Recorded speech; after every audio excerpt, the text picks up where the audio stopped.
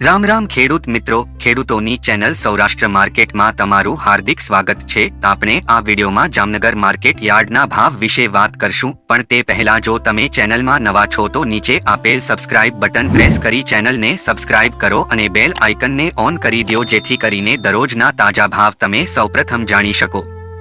અને મિત્રો, વિડીયોને છેલ્લે સુધી જોજો, જેથી તમને તાજા ભાવનો ખ્યાલ આવે। તો આજના ભાવ આ પ્રમાણે રહ્યા હતા।